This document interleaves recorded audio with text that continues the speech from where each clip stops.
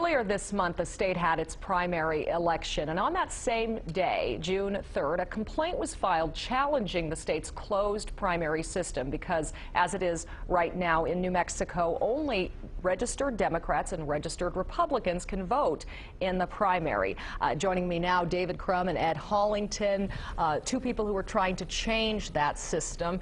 David, you actually went in during the primary election period and tried to vote, but you are an independent voter, is that right? That's right, Nicole. I actually first experienced this back in 1996. That was the first time I tried to vote in a primary as an independent voter. I was declined an ability to vote.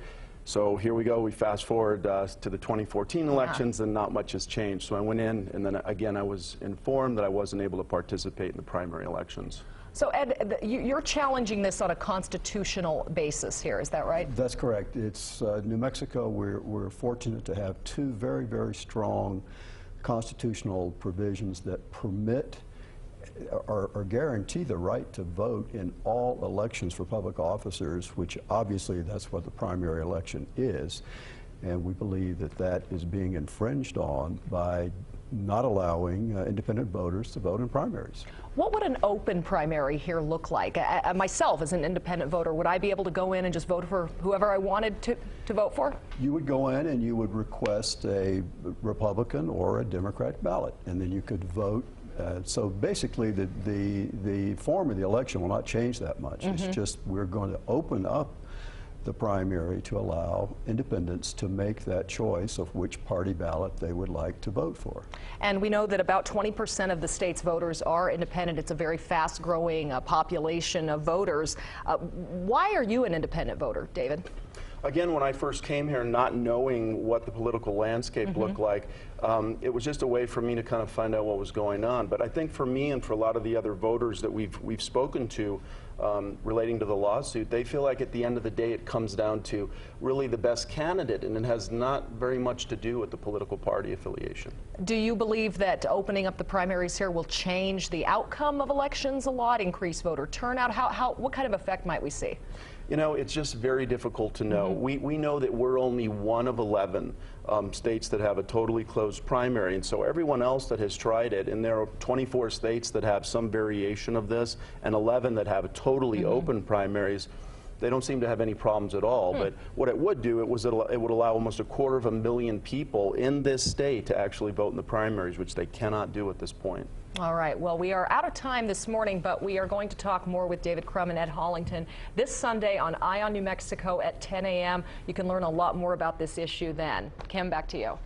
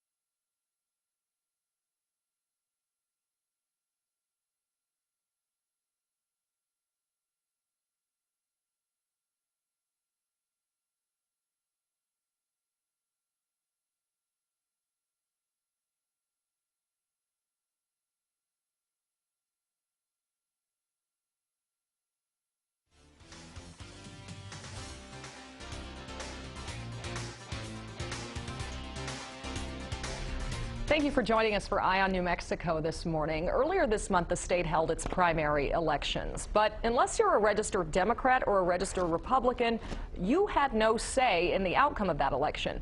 New Mexico has a closed primary, and those who decline to state, the independent voters here, are prohibited from voting even though all of our tax dollars pay for these elections. I am joined by two guests this morning who are trying to change that. Voter David Crum and his attorney on this case, Ed Hollington. They filed a complaint. Hey, good morning, guys. Thanks for being here. They filed a complaint on Election Day this month, June 3rd, after David actually went in and tried to vote in the primary, and you were denied that right. Is that correct? That's right. I've actually lived in New Mexico since 1995 and first experienced this as an independent voter. Just a short time after that, tried to vote in a primary. I was denied that, and so moving fast forward, to 2014, I went down to vote, and really nothing has changed. So when you request a ballot as an independent voter, they simply tell you that you're not allowed to vote. And you already knew this, of course, that you were going to be denied, and most likely setting up the basis for this lawsuit. Is that right? Right. We did know that. So it is a formality that does need to happen in order to bring the lawsuit. That's correct. So Ed, tell us about this suit. You're challenging this on a constitutional basis. Is that right? That's right. New Mexico, we're very fortunate in this state to have our constitutional Bill of Rights, which guarantees the right of all voters to vote in all elections for public offices. And that includes the primary elections. So this has never been challenged based on the New Mexico Constitution. So we think it's time that this issue be decided once and for all, and that the primaries be opened up to independent voters. You said it's never been challenged this way, but has it been challenged before? It seems like it's taken a long time to get here. So far, I've not seen any lawsuits that have challenged the closed primary system. That is incredible, especially, as David said, he's been trying for 20 years in some ways, or tried almost 20 years ago. And tell us, what would an open primary here look like then? As an independent voter, I am also an independent voter, I'll go ahead and mention. What would I be able to then do? The election themselves will not look that much different, except you and all the other 250,000 independent voters would be allowed to walk into the voting booths, ask for a Republican or a Democrat ballot, go to the voting booth and vote, and your vote would be counted like everyone else's. And in a primary, though, I would have to say I want a Republican ballot or a Democratic ballot. Is that right? That's right. Okay. Correct. I couldn't just vote for candidates in both parties, which I would imagine would open up some problems there. Yeah. That's right. That would be what's called a sort of a pure open primary system, and that's not what will be the result if we are successful in our lawsuit. What is this situation in other states? Do other states, I know there's a mix out there, but what are you guys seeing as you research this? Yeah, we've taken a look at it. We're only one. New Mexico is one of 11 states with a totally closed primary, so the vast majority of the country has moved away from that. There are at least 24 states that have some variation of what we're asking for, and then another 11 states that are totally open, meaning parties can vote for whatever party they choose, which again is not something we're asking with this lawsuit. Right. Now, historically, were primaries closed mostly everywhere? The parties set these up for themselves to determine their own candidates? It looks like the current form of the statute that is prohibiting independents from voting came into existence around 1969. And before that, not really sure what the primary system was, but the primary system came out of the early 1900s, part of the progressive movement, to take the backroom, smoke-filled room deals of selecting candidates and turn it into more of a popular kind of a vote. Interesting, yeah. But I don't know exactly what in the early 1900s up to the 1960s we did in New Mexico yet. But I'll find that out. Yeah, well, interesting kind of backstory there, and of course this was designed to open up democracy, but has basically ended up closing it off to some people. David, I'll ask you, you're an independent voter. You said you came here to New Mexico in 1996, and you've never affiliated with a party since then. Why is that? Again, for me, at the end of the day, it comes down to just the candidate who's going to best serve the state of New Mexico. That may be a Democrat, it may be a Republican. What we've seen since filing the lawsuit, and Ed and I have been contacted by a lot of people by phone, email, and we have almost 2,000 fans in 2 weeks on her Facebook page. And we hear sort of the same thing. They don't feel comfortable. They don't want to be identified with either party, but they surely want to participate in helping to elect our candidates. Yeah, absolutely. And you made a great point. We were talking before the show that in a lot of races in New Mexico, in a lot of areas, they are so predominantly Republican or Democratic that the primary is really the only election there. Is that right? Yeah, I mean, and the really sad part about that is a lot of those positions are so important to the community. They're elections for sheriffs and judges. So when you get into a part of New Mexico that's very heavily Democratic or very heavily Republican, there is no contested election. It's just the primary. So independent voters can either not vote, which most of them do, or they can, you know, sort of say and call themselves something that they don't really believe in, just to participate. And we think that that does, not only does it feel wrong, I mean, we think it's unconstitutional. Yeah, tell us a little bit about the specifics of the complaint, Ed. What it's saying here, you know, what are you trying to get the right for people to do? Yes, we are highlighting obviously the two constitutional provisions, and we are saying that the election code, which is about 200 pages, we're asking the courts to declare 2 sentences out of that election code unconstitutional. Those 2 sentences say that you have to be registered with a major party to vote in the primary election. Those do not square with our constitutional right to vote in all elections. And do you expect challenges to this? I would hope we wouldn't have challenges, but yes, we expect challenges to this. So from who? I mean, who is interested in keeping the primaries closed here? Well, the lawsuit is filed against the Secretary of State as the chief election officer and the county clerk here in Bernalillo County as the county's chief election officers. So we expect that the Attorney General's office represents the Secretary of State will come in. We're expecting there will be a challenge to our lawsuit. We don't know yet. The time for their answers has not come yet. But that's what we're expecting. Don't know what the parties will do. There's some indication one of the parties is considering looking at the issue. One of the other parties, through their chairman, has already indicated they would not support changing the closed system. And I would imagine that the parties, well, it depends on your viewpoint, of course, but there may be some reason that some in the party might want to keep it closed to potentially keep out outside viewpoints. Not a fair system of democracy there, but certainly by keeping it closed to Democrats, you're guaranteeing that only your party is voting people who've consistently voted Democrat and consistently supported those candidates. Yeah, this is probably one of the biggest complaints that we've heard, that people somehow feel like they're losing, you know, control of the party. But people really don't understand that that can happen right now in New Mexico. Anyone can change their party affiliation anytime, vote for anyone they want, and change back. That to me, though, seems like a very silly process, and it just doesn't happen. Yeah, that's a great point. I could literally go in, you're saying then, and every year to year even change my party affiliation and then vote in the primary election the following year, let's say? Right. It's called party rating. That's what's always raised as an issue here. But again, independents could do it, Democrats, Republicans. People don't do it because the right to vote is so important to them that nobody thinks or wants to do that. Yeah, most people voting in these elections are not actively trying to thwart the system, or they're interested in. I think we see from voter turnout, unfortunately, being so low in so many of these races that the people who do vote actually do care.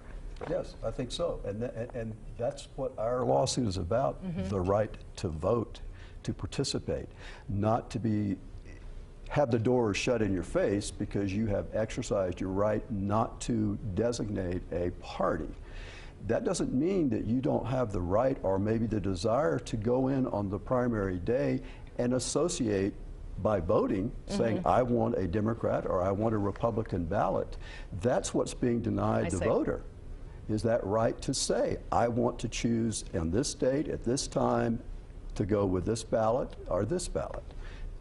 They don't even have the choice now. This is all we're trying to get is the voters, independent voters, the right to make those choices. You guys have obviously been watching this issue for years now. David mentioned, you know, came here almost 20 years ago and tried to vote in that early primary back then. Independent voters are a growing group, though. Is that right? Tell us about some of the trends we're seeing with that. What it looks like is that this is the fastest growing demographic for registered voters. So independent voters are actually registering faster than either the Democrat or the Republican Party. So that's another reason. It's in just a matter of time we're going to have such a large number of independent voters that it seems, you know, not reasonable to say that they're excluded from the process. And as far as minor party voters, that's an issue that maybe still will need some clarification. If you're a Libertarian, for example, or a Green Party member? Yes, right now there are certain minor parties. My understanding is if the minor party loses its certification by not getting enough voters in the previous general election, they are considered as independent or declined to state voters. So we would hope that the result of our lawsuit not only opens it up for the independent voter, but for those minor parties also to be able to choose one of the ballots. The goal here is to have this complaint dealt with in time for the 2016 primary election. Is that right, Ed? That's correct. We're hoping that we can have the courts make their final decisions on our lawsuit by well in advance of the 2016 primary. And are you expecting to be able to get what's the process? What courts does it have to go through? Well, we're in the Second Judicial District Court now, and depending on the decisions that the judge makes there, it could be appealed up to the Court of Appeals and then ultimately to the New Mexico Supreme Court. All right, so hopefully in time for 2016, yes, we'll get that decision. Of course, the presidential election that year. Is that going to be a big year, do you think, David? As an independent voter yourself, will that year be a year you'll definitely want to vote in the primary? Well, Ed and I were talking about this. I mean, there'll probably be a little period of educating people that they're actually allowed to vote because it's been such a long time that they haven't been able to. I think it's just so important to understand that this was the original right that was given in the early 1900s to vote and to register as an independent. That was given first, and the primaries are really a restriction on voting. It's taking away something that was given a long time ago, and that's really important for people to understand. We're not asking for anything new, just for the court to recognize what we already have. Yeah, absolutely. Again, you know, you mentioned that you, as an independent voter, you have you want to be able to participate in the process. A lot of these people want to be able, they go back and forth between Republicans and Democrats. Would you expect to see higher voter turnout in general as a result of this? And when I say in general, I mean maybe later on in the general election as well. Yeah, I mean, it's just hard to predict. I mean, there have been a lot of media pieces lately about the idea that that would increase voter participation. We hope so, but it's just, it's something we're going to have to see. We know now that there's nearly 250,000 people who can't do it, so it certainly can't hurt the turnout for sure. Sure, Ed, any thoughts on that as to how this might affect turnout or the process? I think obviously if you open the voting booths to 250,000 people, you're going to have more voters. So I think it's not unreasonable to say, yeah, we think there'll be more people voting. And the presidential years tend to generate more voter activity. So I think predicting the effects of it, we don't really know, and there really aren't that many I haven't seen any studies that show the differences in the voting patterns from closed to open. We just want the right to vote. That's it. Excellent. And who would make the decision then as to, would there be a process if that, if your complaint is looked at by the courts and deemed to be unconstitutional, the process as it is right now, would it require the legislature to step in then, or party members to change anything, to set something up? No, it wouldn't. It would just mean that 2 sentences out of the election code would be declared unconstitutional, which would in essence mean independents can walk into the voting booths, get a ballot that they choose or to request, and vote. Simple as that. All right. Well, thank you both gentlemen for being here today. Any last thoughts on this, David, as the independent voter here challenging this? We're just really grateful that the media has taken an interest in this, and that the people in New Mexico seem really engaged so far in the issue. So it's just an exciting time and process for us. Yeah, well, we certainly appreciate efforts to engage more people. It certainly makes for a better community here, a better political system. Again, David Crum and Ed Hollington will be watching this lawsuit as it moves forward, and let us know what happens. Thanks, Nicole. All right. Thank you for having us. Thank you for being here. Coming up on this program, we'll be back with details on a unique program that's helping make sure kids in New Mexico get the best possible start. We'll be right back. Welcome back, and thank you for staying with us. Last weekend on this program, we focused on fathers as part of the Father's Day weekend, but unfortunately, part of our program did not run. So this week, I wanted to share the interview I did with Barry McIntosh with the group Young Fathers of Santa Fe. That group is a great program helping young men deal with the incredible life change of becoming a father unexpectedly. And this group is also making sure the kids are getting the best possible start. Young Fathers of Santa Fe is a non-profit group based up in Santa Fe, and we support guys that want to be involved in their kids' life in a healthy way, and we want to help them to be the fathers that they really want to be.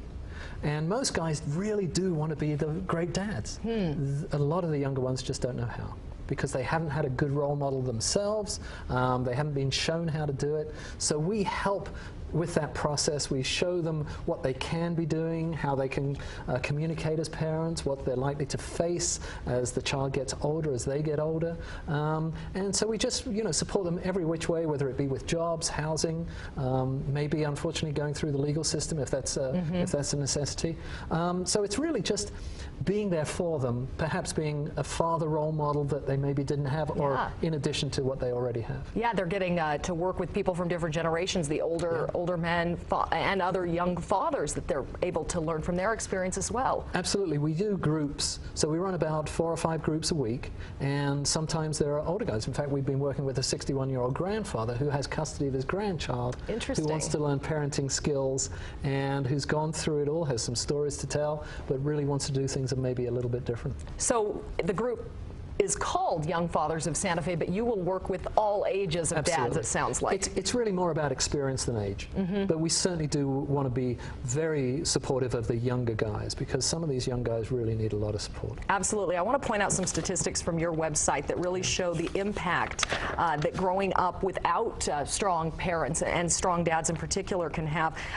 Fatherless children, your website says, are 20 times more likely to go to prison, 14 times more likely to sexually assault women, 10 times more likely to abuse drugs, 9 times more likely to drop out of school. These are not things we want for any members of our community, and young children who end up growing up without dads are at risk. Absolutely. And isn't it amazing? There's one thing we can do that would affect positively all of these statistics, and that's encourage healthy fathering. Yeah. So we never ask the question, a mum's important, a mother's important. Of course they're important. It's a no-brainer. But sometimes we do kind of question ourselves, are fathers really that important? Well, yes, they are. Because they are going to show their children how men are in the world, negatively or positively. If they're absent, they're going to show that men are absent. If they're there, then they're going to show that men are there. So we are the only ones that can show our children how men are in the world. Women are the only ones that can show their children how women are in the world. So there's a place for both of us. And we parent very differently, by and large. We parent in a different style. You see, when we take our kids down the street and they fall down, we maybe don't pick them up immediately. We let them just see how, how bad is it? Can they deal with it themselves? This is called frustration tolerance. The kid gets to learn some skills that maybe he would learn, or she would learn, more from their father and less from their mother. They're going to learn different skills from their mother. So there's a place for both of us. Yeah, that is so fascinating. Yeah, tell us more about that. I mean, how is being a father, and especially a young father, how is that different than being a young mother? Because both face challenges. Well, I think just going through the pregnancy process, we try to get in touch with our guys as early in the pregnancy as possible, because now he has to deal with him becoming a father, but also his partner going through pregnancy. Now that's kind of crazy. It is, for any father, For anybody, for any girl going through pregnancy, she's going to go through changes that she doesn't expect. And he's going to go through changes that he doesn't expect either, and also how to deal with her. So I think just that pregnancy thing is kind of crazy. We want to get that guy there at birth, because amazing things happen to men at birth. A lot of guys are visually orientated, myself included. When I held my daughter for the first time, I realized what was going on. My wife had 9 months to get used to this. But I didn't figure it out until I held my daughter. You know, maybe I was a late starter or whatever. But amazing things happen to guys. Testosterone, the hormone that makes us guys, drops by about 1/3 around birth for guys that are involved.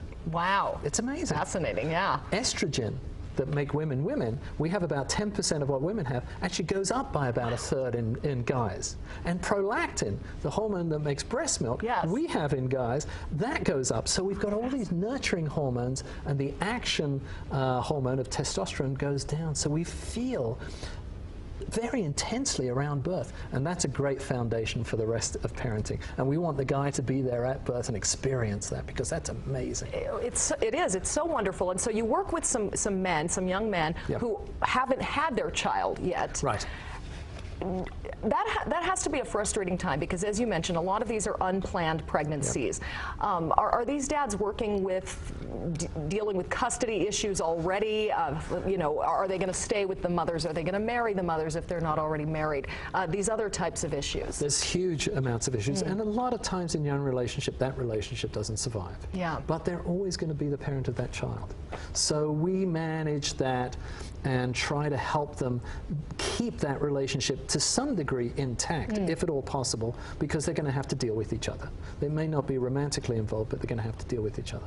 Now, this young man also has to deal probably with her parents, and her parents are maybe not particularly delighted with his actions. You know, he got their little baby girl pregnant. So maybe he's being pushed away now, and that's really sad, because he's the only father that this child has, biological father. So to bring him in, and plus he's not going to be 15, 16, 17-year-olds all of his life.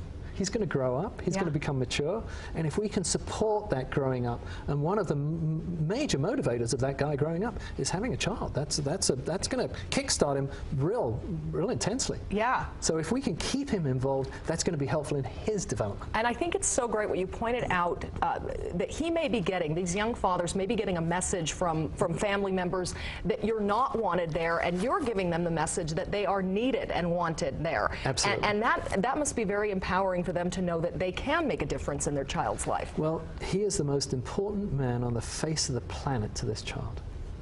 The most important man on the face of the planet, more important than anybody else on earth. Now that's got to be, and that changed my life dramatically when I held my daughter for the first time.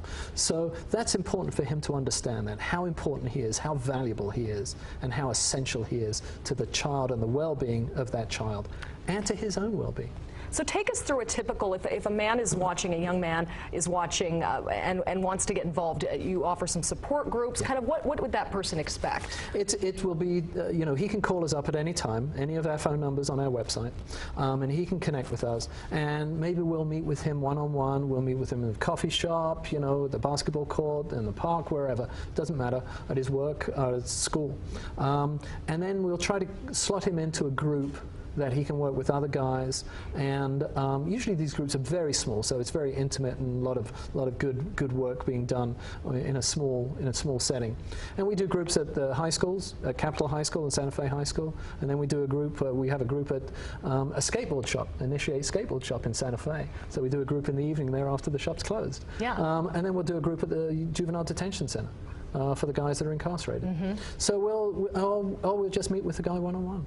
And we'll sometimes meet with his partner too, prepare him for the birth, so that he knows how to be a great support for her, and she knows how he's going through, or what he's going through during this time too. So it's great that we can work with them all. And it continues. Nobody ages out. They can continue with us as long as they want. A lot of one-on-one attention there. Who's providing this? Do you have a volunteer network? We have some case managers. All of our services are bilingual. Gabriel Ortega is our bilingual case manager, and he's a terrific guy. He runs some groups at one of the local middle schools as a part of our prevention efforts. at Ortiz Middle School. Yeah, great. So 7th and 8th graders. So he's running that group as well as the groups for fathers, and he goes into the detention center. Then Damon Archuleta, born and raised in Santa Fe, he runs the groups elsewhere, and he does a lot of one-on-one and work with homeless youth as well. And he runs the Initiate group at the Initiate Skateboard Shop. So these guys will connect with these guys, whatever is most appropriate, or myself, and then we'll just go from there. And if you're outside of Santa Fe, can you still call? Yeah, absolutely, call up? absolutely. We can do some phone work. Yeah, I've worked with guys in California, even in England. The older dads that are out there can mentor the younger dads. That's what you guys do. Exactly what we do. Exactly what we do. I'm kind of the grandfather figure. Yeah. But 2 case managers are the father figures. They're both raising families with young children, and so they are in the midst of it. They know what's going on, and they're in the community, so they know what the community can provide. So a lot of it is resource management with what we do, you know, putting guys into connecting them up with different services, but also just having a place to go to kind of, you know, just hang out, and a safe place. Safety for guys is all about non-criticism. You know, when we feel criticized an awful lot of the time, so if they come to our group and they're not going to be criticized, there's going to be nobody saying, you know, you did a dumb thing getting your girlfriend pregnant at a young age. We're not going to say that, because we're facing that situation as they are. We're looking about the future, not the past.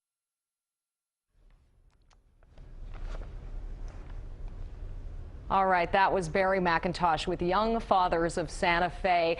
And you can always contact me right here at the station for more information on how to get in touch with Barry and more information on Young Fathers of Santa Fe, or anything else you see on this program that you want to check out. Or you can go to my Facebook page. I always post about the episodes that we do here on Eye on New Mexico. We'll see you back here next weekend for another Eye on New Mexico. Thanks for watching, and have a great weekend.